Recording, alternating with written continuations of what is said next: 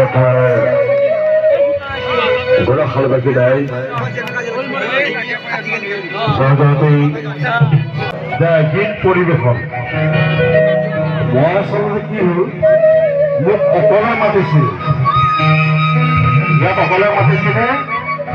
মই কিন্তু মই অকলে গ'লেতো মোক কিবা এটা গান গাবলৈ ক'ব সেইকাৰণে মোৰ লগত সংগী লৈ আহিলোঁ আচলতে মই গান ইয়াতে যে সংগীত অনুষ্ঠান কৰিবলৈ হোৱা নাই মই তথাপিও মই ক'লো যে মই 6, 7, 8টা যিমান হওক মই বিহু গাই দিম সেই গতিকে তেখেত চিনিয়ৰ মানুহ তেখেতে মোৰ কীবৰ্ড বজাব আচলতে মই যদি এটা গানৰ প্ৰগ্ৰাম কৰিলোহেঁতেন তেতিয়া মোৰ লগত বহুত মিউজিচিয়ান থাকে গতিকে ইয়াত গীত কৰিব কোনোবাই ক'ব অনুৰোধ কৰিব আমুক গাব লাগে তামুক গাব লাগে আমুক কৰিব ইমান দেৰি কৰিব লাগিব সেইটো মই কেতিয়াও নকৰোঁ মই যেতিয়ালৈ মই ৰাইজৰ ছাপৰ্ট পাওঁ মই যিমান মইতো নকওঁ যে গান নাগাম বুলি মই ভাল ভাল ৰাইজৰ সঁহাৰি দিবলৈ নিশ্চয় গাম আগতে মোৰতো ডিমাণ্ড নহয় যে মই ইমান দেৰি গাবই লাগিব হ'ল এতিয়া নাচনি আহিবনে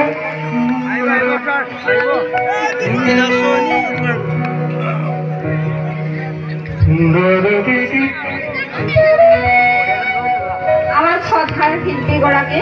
এখনি ফুলাম গামোচাৰে কাজিৰঙাৰ পৰা আহিছে মোৰ লগত মই য'লৈকে প্ৰগ্ৰাম কৰিবলৈ নাযাওঁ কিয় মোৰ লগতে এই দুজন থাকে মোৰ লগত আহিছে আৰু এই প্ৰণৱ মেধি আমাৰ এইবাৰ এক্টৰ আৰু মোৰ লগত সদায় তেওঁ গাড়ীয়ে মই লৈ আহোঁ তেওঁ গাড়ীখন আহিলে মই নিশ্চিত খুব ভাল গাড়ী চলায় তেখেত আমাৰ ছাৰৰ কাষতে মই আগতে লগ পাব লাগিছিল দেৰি হ'ল সদূৰ পাঠশালাৰ পৰা আহিছে আমাৰ বিপিন বড়ো অসমৰ 22 বছৰ ধৰি ভাইমন থিয়েটাৰৰ লগত জড়িত বিপিন বড়ো